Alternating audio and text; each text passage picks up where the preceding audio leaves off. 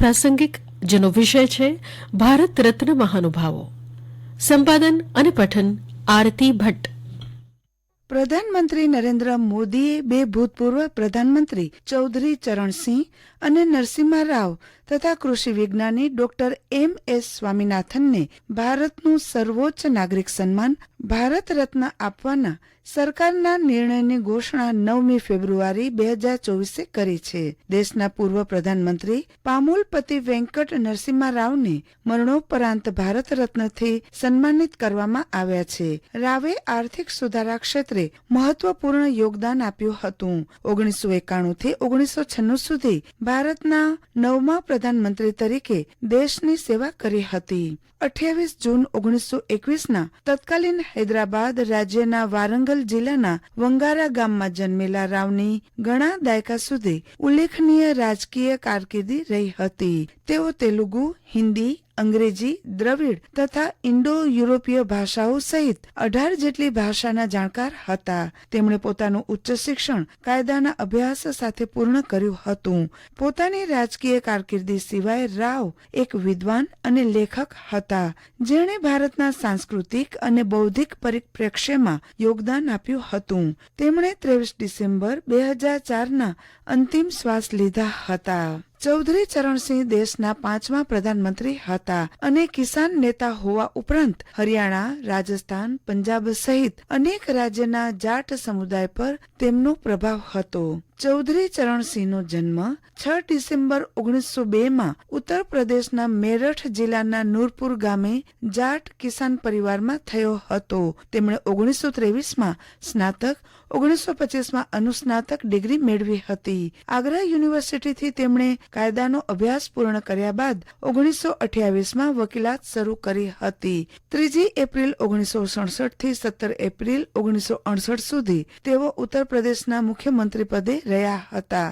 17 ફેબ્રુઆરી 1970માં તેઓ ફરી મુખ્યમંત્રી બન્યા હતા. 1979માં તેઓ નાણામંત્રી અને ઉપપ્રધાનમંત્રી થયા હતા. આ દરમિયાન રાષ્ટ્રીય કૃષિ અને ગ્રામીણ વિકાસ બેંક નાબાર્ડની સ્થાપના કરી હતી. ચૌધરી ચરણસિંહ જનતા દળની સ્થાપના કરી હતી. ચૌધરી ચરણસિંહ 28 જુલાઈ 1979 થી 14 જાન્યુઆરી 1980 સુધી દેશના પ્રધાનમંત્રી બન્યા હતા. તેઓ સારા લેખક હતા. અંગ્રેજી પર સારી પકડ હતી. 29મી મે 1987ના તેમનું અવસાન થયું હતું.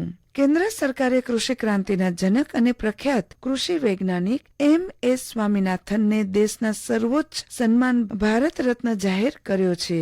ત્યારે ઘઉંની શ્રેષ્ઠ જાત શોધી દેશમાં ઘઉંના ઉત્પાદનમાં વૃદ્ધિ લાવનારા સ્વામીનાથન કોણ છે તે જાણીએ. 1925માં મદ્રાસમાં જન્મેલા સ્વામીનાથને 11 વર્ષની વયે પિતાને ગુમાવ્યા. તેમના મોટા ભાઈએ તેમનો ઉછેર કર્યો. પરિવાર મેડિકલ ક્ષેત્રમાં આગળ વધવા ઈચ્છતો હતો, પણ તેમણે પ્રાણી વિજ્ઞાનમાં રસ દાખવ્યો. તે ઉપરાંત સિવિલ સેવાની પરીક્ષાની તૈયારી કરવા પણ પરિવારે દબાણ કરતા ભારતીય પોલીસ સેવામાં પસંદગી પામ્યા. દરમિયાન નેધરલેન્ડમાં આનુવંશિકતાને લઈ યુનેસ્કો ફેલોશિપ મળતા કૃષિ ક્ષેત્રે કામ કરવા તે પોલીસની નોકરી છોડી નેધરલેન્ડ પહોંચ્યા. 1954માં ભારત પરત ફર્યા અને ખેતીના વિકાસ માટે કામ શરૂ કર્યું. 1944માં મદ્રાસ એગ્રીકલ્ચર કોલેજથી કૃષિ વિજ્ઞાનમાં બેચલર ઓફ સાયન્સની ડિગ્રી મેળવનારા સ્વામીનાથને દેશના ખેડૂતોને અછતમાંથી ઉગારવા માટે મહત્વની નીતિઓ બનાવી અગત્યનું યોગદાન આપ્યું હતું.